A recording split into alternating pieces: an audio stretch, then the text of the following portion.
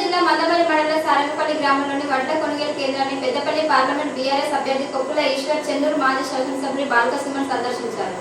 ఈ సందర్భంగా వడ్ల కొనుగోలుకు సంబంధించి రైతుల నుండి వివరాలు అడిగి తెలుసుకున్నారు. వడ్ల కొనుగోలుకు సంబంధించి రైతుల సమస్యలు తెలుసుకుని ఆవేదన వ్యక్తం చేశారు. గత నెల రోజులుగా కొనుగోలు కేంద్రానికి నిత్యం ధాన్యం వస్తున్నప్పటికీ గడిచిన వారం 10 రోజులుగా ధాన్యం కొనుగోలు చేయడం లేదని రైతులు వాపోయారు. ఈ సందర్భంగా కొప్పుల ఈశ్వర్ బాలకసుమన్ మాట్లాడుతూ గత యాసంగి సీజన్ లో బీఆర్ఎస్ ప్రభుత్వం హయాంలో నియోజకవర్గంలో 2,50,000 మెట్రిక్ టన్నుల ధాన్యం సేకరించి ఇతర జిల్లాలకి కూడా తరలించి రైతుల ఖాతాలో నగదు జమ చేశామన్నారు. కాంగ్రెస్ ప్రభుత్వం హయాంలో ఈ సీజన్ లో 1,50,000 మెట్రిక్ టన్నుల ధాన్యం మాత్రమే కొనుగోలు కేంద్రాలకి వచ్చినా కొనుగోలు చేయకుండా దున్నపోతు మీద వర్షం పడ్డ చందంగా వ్యవహరిస్తున్నారన్నారు.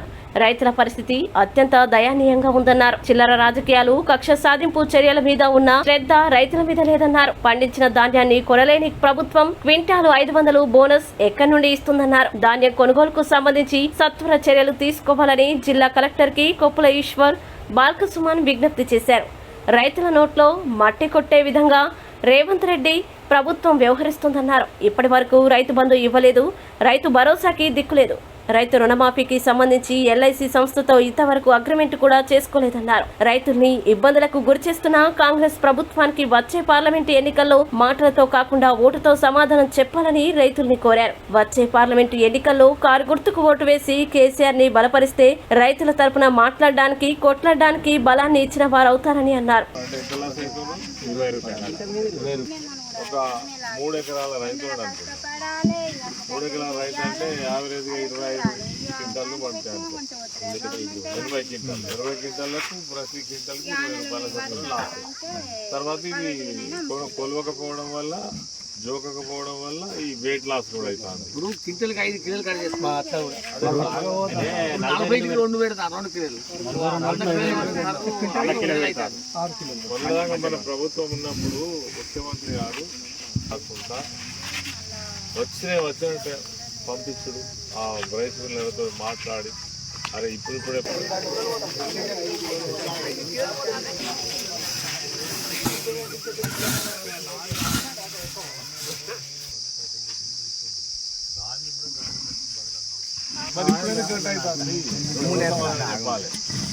మీరు జిల్లాల చెప్తా జిల్లాల మన లాస్ట్ టైం అధికారం పోయిన యాసంగి సీజన్లో 2,50,000 క్వింటాలు. నేనే 3 సార్లు ప్రభుత్వం చెప్పిన 3 రివ్యూ మీటింగ్లు పెడుతుంది. ఒక 16 రోజుల పీరియడ్లోనే 3 రివ్యూ మీటింగ్లు పెట్టి అవసరమైతే వేరే బండ్లు ఆపి అవి అన్ని మళ్ళీ ఇచ్చి దాన్ని లిఫ్ట్ చేపించేస్తుంది. అసలు ఇప్పటిదాకా ఉంటుంది. నేను ఎప్పుడన్నా పోయిన సీజన్లు ఉండేనా, అంతకుముందు సీజన్ అన్ని దగ్గర పడుతుండే. ఈసారి ఏంటంటన్నా వచ్చిందే జిల్లాలో ఇంకొక తేడా కనబడుతుందా మీకు? ఆ రోజేమో ఎంత ఫాలోఅప్ చేస్తుంది ఎవరి నియోజకవర్గంలో వాళ్ళు. ఒక 2 రోజులు ఆన్లైన్ రాలేదనుకో ధర్నాలు చేసుడు. మరి ఇప్పుడు ఎందుకు చేస్తలేరు ధర్నాలు? భయపడుతుంది. నేనున్నప్పుడు కొనేందుకే భయపడదు. ఇంకోటి మిల్లర్లు తరుగు పేరు మీద, తాల్ పేరు మీద ఎన్ని కిలోలు కట్ చేస్తుంది, అన్ని కిలోలు కట్ చేసిన దుకాణమే ఉండవు. గజ్జు అందరు అప్పుడు ఏంది మరి ఇప్పుడు అదే మరి మీకు ఇప్పుడు ఆ తేడా కనబడుతుందా? ఇప్పుడు మీకు ఆ తేడా కనబడుతుందా? కరెంట్ చక్కగా ఉంటుందా? మనమున్నప్పట్లకి కరెంట్ ఉంటుందా? మనము ఉన్నప్పట్లకి చెర్లలో నీళ్లు ఉంటున్నాయా? బోర్లలో నీళ్లు ఉంటున్నాయా? రైతు బంధు పడుతుందా? రైతు బంధు సగం మందికి వాళ్ళే. పండిన పంట కొంటున్నారా? దీని మీద బోనస్ సంగతి దేవుడు ఎరుగు. పండిందే పడుకుంటలేదు.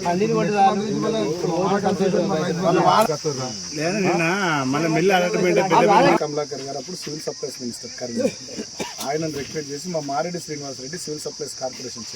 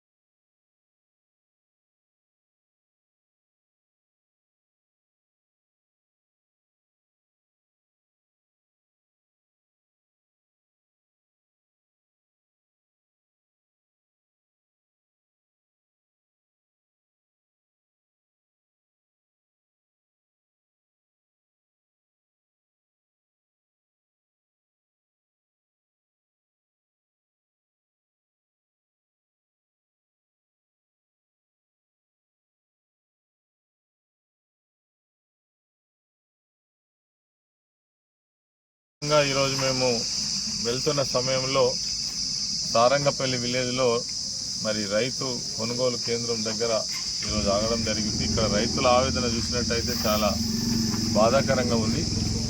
ఆనాడు తెలంగాణ రాష్ట్రంలో ముఖ్యమంత్రి కేసీఆర్ గారు ఉన్న కాలంలో ఏ రకమైన ఇబ్బంది లేకుండా రైతు కేంద్రంగా పనిచేసినటువంటి ప్రభుత్వం మీ అందరికీ కూడా తెలుసు. మరి ఆ రోజు నీళ్లకు కొరత లేదు, కరెంటు కోతలు లేవు, పైగా తిరిగి పంటలకు సాయం చేయాలనే ఉద్దేశంతో రైతులకు పంట పెట్టుబడి సాయం కింద రైతు బంధుతో పాటు అన్ని ఏర్పాట్లు చేసినటువంటి ప్రభుత్వాన్ని చూసిన తర్వాత కాంగ్రెస్ ప్రభుత్వం ఏనాడైతే వచ్చిందో మరి నీళ్లు బంద్ అయినాయి, కాలువలలో నీళ్లు లేవు, చెరువులన్నీ ఎండిపోయినాయి, బావులు లేవు, బోర్ బావులలో కూడా బోర్లన్నీ ఎండిపోయినాయి. ఇలా ఏం చేయాలో దిక్కుతోచని పరిస్థితులలో ఉండి కూడా ఎంతో కొంత పండించినటువంటి ధాన్యాన్ని కొనడం కోసం కూడా చాలా ఇబ్బందులు కూడా చేస్తూ ఉన్నారు. ఈ కొనుగోలు కేంద్రం దగ్గర మనం ఉన్నాం. దాదాపుగా నెల రోజులు అవుతుంది రైతులు ధాన్యం తీసుకురావట్టి. ఇవి దాదాపు జోకి కూడా వారం 10 రోజులు అవుతుంది. ఇప్పటి వరకు మిల్లు అలర్ట్ కాలేదు. ఏ మిల్లుకు తీసుకుపోవాలనో తెలియని పరిస్థితి. మరి రోజు రోజుకు దీని యొక్క వెయిట్ తగ్గిపోతూ ఉంది. కొలిసిన వాటి తగ్గిపోతూ ఉంది, పోసిన వాటి కూడా తగ్గిపోతూ ఉంది. దాంతో రైతు ఖచ్చితంగా అసలే నష్టపోయిండు, మళ్ళింత నష్టపోయేటువంటి అవకాశం ఉంది. ఇక ఏం చేయాలో దిక్కుతోచని పరిస్థితులలో ఇలా 1800కు 1900కు ధాన్యం అమ్ముకునేటువంటి పరిస్థితి. కేసీఆర్ గారు ఉన్న నాడు ఏనాడు కూడా మద్దతు ధరకు ₹1 తక్కువ కాకుండా ఖచ్చితంగా రైతులకు చెల్లించారు. అది పోను. మరి ఈరోజు ఇంకోటి ఏం జరుగుతుందంటే మళ్ళా క్వింటాల్కు 5 కిలోల చొప్పున కోత విధిస్తున్నారు. అసలే వెయిట్ లాస్ అవుతుందంటే మళ్ళా కోత వీస్తున్నారు. ఆనాడేమో గగ్గోలు పట్టి అరిసిండ్రు.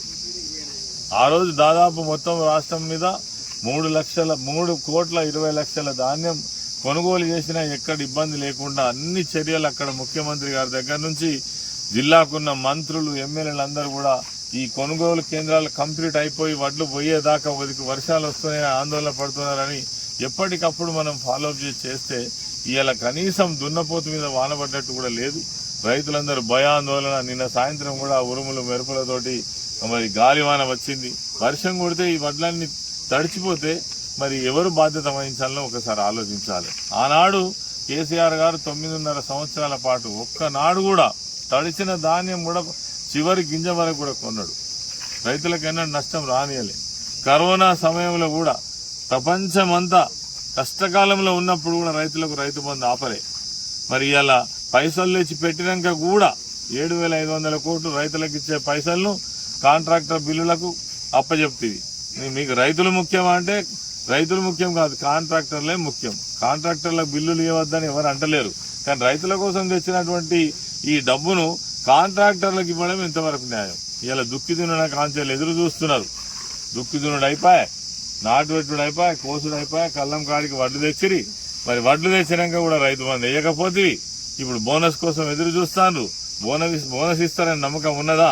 బోనస్ ఇవ్వకపోతే కనీసం పండించిన వడ్లన్నా తీసుకొని మా పైసలు మాకు ఇచ్చేటువంటి గ్యారెంటీ కూడా లేకపోయా.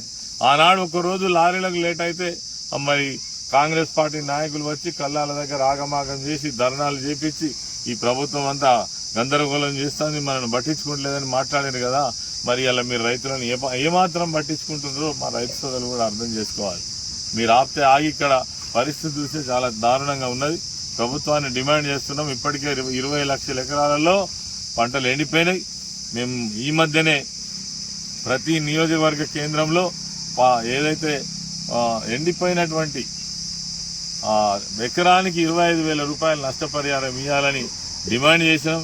ఇప్పటి వరకు కూడా ఉలుకు పలుకు లేదు ప్రభుత్వం నుంచి. కేసీఆర్ గారి బస్సు యాత్ర ప్రారంభం కాగానే 9 లోపల ఖచ్చితంగా మేము మరి రైతు బంధు వేస్తామని చెప్తున్నారు. నిజంగానే ఇది 6వ వాయిదా. ఈ 6వ వాయిదానన్నా వేస్తారా వేయరా? మరి ఒకవేళ వేస్తే కేసీఆర్ దెబ్బకేసినని అనుకుంటే తప్ప ఇన్నేమని ఉన్నదా? కేసీఆర్ మాట్లాడినాకనే భయం అవుతుంది వాళ్ళకు. కాబట్టి ఏదైనా పైసలు జమ చేసి వేసినా కానీ కేసీఆర్ కదలకపోతే, కేసీఆర్ డిమాండ్ చేయకపోతే మరి ఈ డబ్బులు వచ్చునా రాకపోవునా మనం ఆలోచించాల్సిన అవసరం ఉంది. అదేవిధంగా కేసీఆర్ గారు గత 2 ఏళ్ల కింద ఇట్లనే భారీ వర్షాలు వచ్చి పంటలు నష్టపోతే 10,000 రూపాయలు నష్టపరిహారం ఇచ్చినటువంటి ఏకైక ప్రభుత్వం దేశంలో ఎక్కడ కూడా నష్టపరిహారం ఇవ్వలే. కానీ 10,000 ఇచ్చినాం. నీకు ఇవాళ రైతుల మీద దయగలుగుతలేదా? 225 మంది ఆత్మహత్యలు చేసుకున్నారు. మొదటికి తీసుకపోతే 5 నెలలనే ఖచ్చితంగా మొదటికి తీసుకపోయారు. ఆ రోజు తెలంగాణ రాకముందు ఏ పరిస్థితి ఉండేనో ఆ పరిస్థితికి తీసుకపోయారు. అంటే మీకు ఏమన్నట్టు దీని అర్థం? మీకు చేతనైతే లేదు పరిపాలన చేయడం.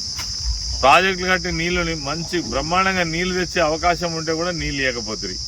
కరెంట్ 24 గంటలు 9 ఏళ్ల పాటు ఒక రెప్పపాటు కరెంట్ పోకుండా ఇస్తే మీకు శాత కాకపోయా. కొనుగోలు కేంద్రాలు చిన్న గ్రామంలో కూడా పెట్టి ఎప్పటికప్పుడు ఒక నెల 15 రోజులలో మొత్తం ధాన్యం అంతా కొని 3 రోజులలోనే రైతుల పైసలు ఇస్తే మీకు చేతనైతే లేదా? మరి ఏది చేతనైనట్టు? మీరు ఇచ్చిన వాగ్దానాలు చేస్తలేరా? ఇది అంటే ఇంత తప్పుడు ప్రభుత్వాన్ని మనమైతే ఎన్నడూ చూడలే. మరి రైతులకు అర్థం చేసుకోవాలి. మరి ఇటువంటి ప్రభుత్వాన్ని మనం ఎంకరేజ్ చేసినట్టయితే రైతులు రానున్న కాలంలో చాలా చాలా ఇబ్బంది పడేటువంటి అవకాశం ఉంటుంది. అందుకే కేసీఆర్ గారి నాయకత్వాన్ని బలపరచాలి. అసలు బీఆర్ఎస్ పార్టీ పుట్టిందే తెలంగాణ రాష్ట్రం కోసం కదా, మన హక్కుల కోసం కదా. రేపు కూడా ఈ పార్టీ ఉంటే మన కోసం కొట్లాడే పార్టీ ఏది ఉంటుంది? బీఆర్ఎస్ పార్టీ ఉంటుంది, కేసీఆర్ నాయకత్వమే ఉంటుంది. మరి దాన్ని మనం ఇప్పటికే పొడగొట్టుకున్నాం. ఈసారైనా తప్పకుండా మనం బలపరిచినట్టయితే ఈ సమస్యలన్నిటికీ కూడా పరిష్కారం అయ్యేదాకా నిలబడి కొట్లాడేటువంటి పార్టీ బీఆర్ఎస్ పార్టీ. మా రైతు సోదరులను కోరుతా ఉన్నాను. కాబట్టి ఈ విషయాలన్నీ కూడా మీరు ఆలకించాలని కోరుతా ఉన్నాం. ప్రభుత్వాన్ని డిమాండ్ చేస్తున్నాం, దీనికి వెంటనే పరిష్కారం చేయాలి. ఇప్పుడే కలెక్టర్తో మాట్లాడినాం. వెంటనే మరి మిల్లు అలాట్ చేయాలి. తర్వాత రైతుల వడ్లు ఎప్పటికప్పుడు పోయేటట్టు చేసి వాళ్ళ డబ్బులు సకాలంలో వేయాలని డిమాండ్ చేస్తాం. మంచిర్యాల జిల్లా చెన్నూరు అసెంబ్లీ నియోజకవర్గం మందమరి మండలంలోని సారంగపల్లి గ్రామంలో ఇక్కడ ఉన్నటువంటి వడ్ల కొనుగోలు కేంద్రం దగ్గరికి మన మాజీ మంత్రివర్యులు కొప్పులీశ్వర్ గారు నేను ఇట్లా పోతా ఉంటే రైతులందరూ మమ్మల్ని పిలిస్తే ఇక్కడికి రావడం జరిగింది.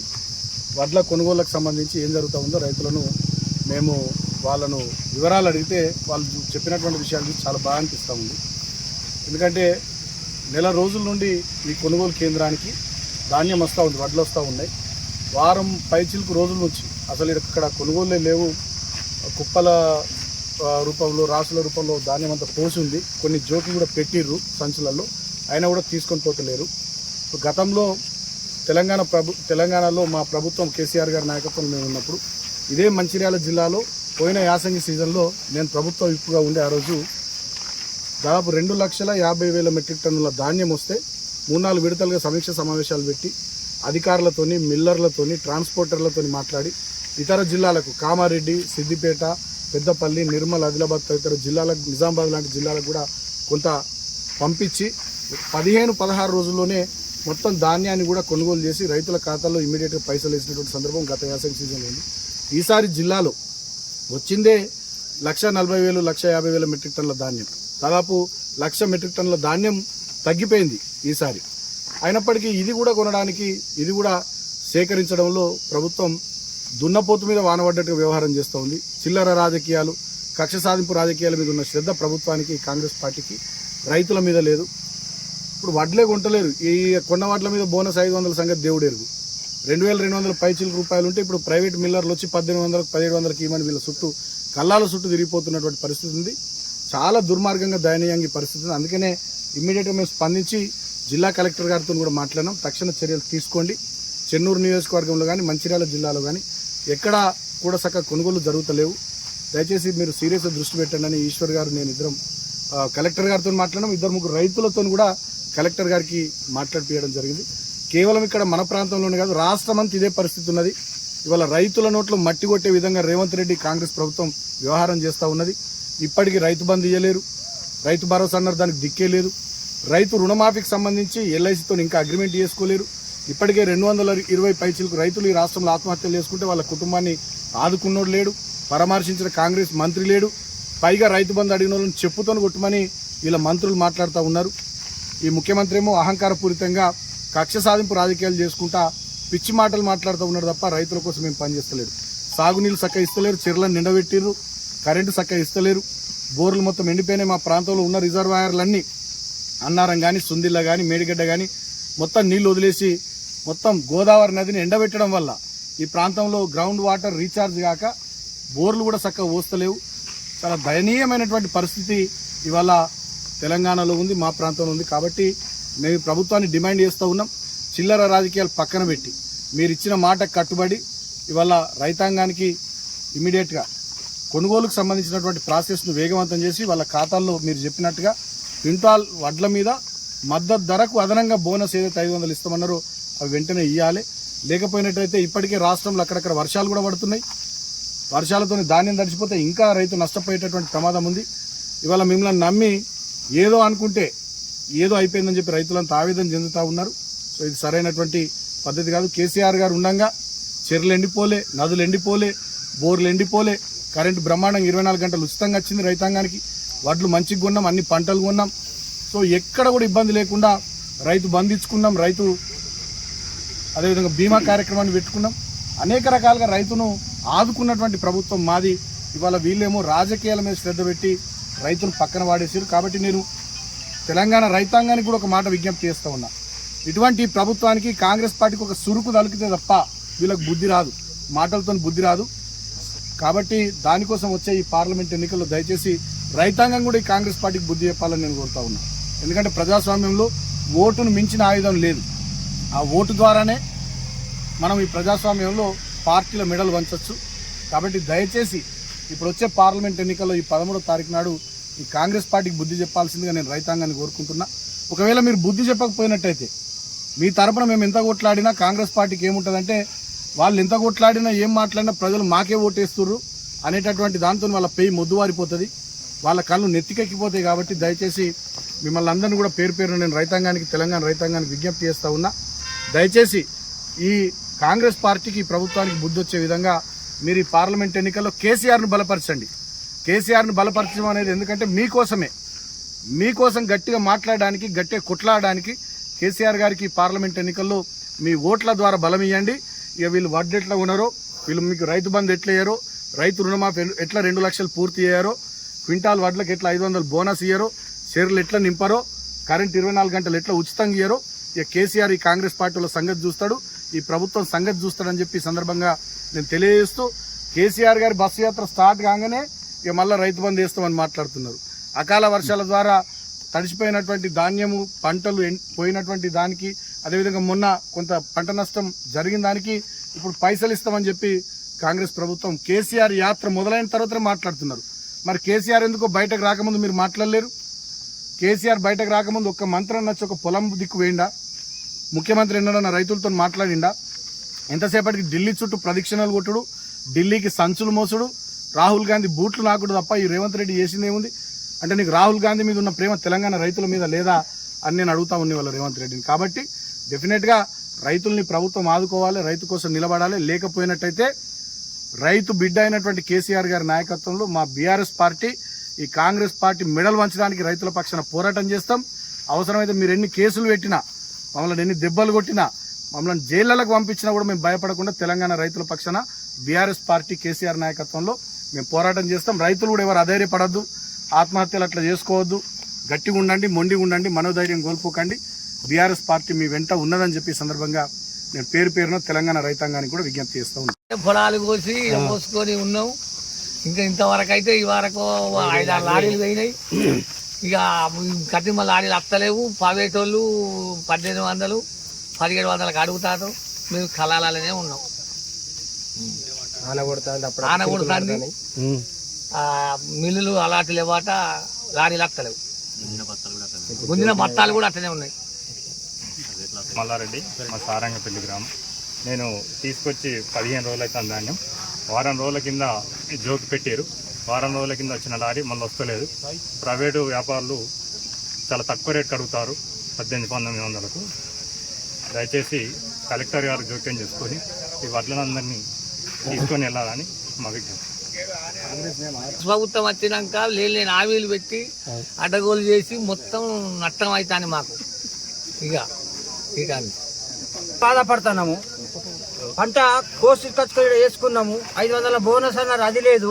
లేనిలోని హామీలు పెట్టిన మీరు వచ్చిర్రు అధికారంలోకి. రైతులను మాత్రం జర గమనించి ఈ కోసిన వడ్లు ఉల్లార పోసుకొని 15-16 మేతలు వస్తే కాట పెట్టుకున్నారు. వారం రోజులు అవుతాను సార్ అక్కడ గుంజి బస్తారు. వాటికి వేడి తగ్గితే ఎవరు బాధ్యులు సార్? మేము రైతుల ముందు కూడా కదా ఇప్పటి వరకు ఒక లారీ లేదు, 7-8 లారీలు పోయినాయి సార్. ఇప్పుడు లారీలు లేవంటారు, వారం రోజుల గురించి అక్కడ ఉన్నాయి బస్తారు. మరి దీనికి బాధ్యులు ఎవరు? ఎవరిని అడగాల? ఎవరన్నా మన ఈ ప్రభుత్వం వచ్చి చూస్తాందా? ఒక్కళ్ళని అడుగుతారా ఏంది బాబా అని? ఎవరు లేదు. ఇగో తోపటి పోతా అంటే సార్లని పిలిచినాము, ఇక్కడ నిలబెట్టి మా బాధ ఇదే అని మేము చెప్పుకున్నాం సార్.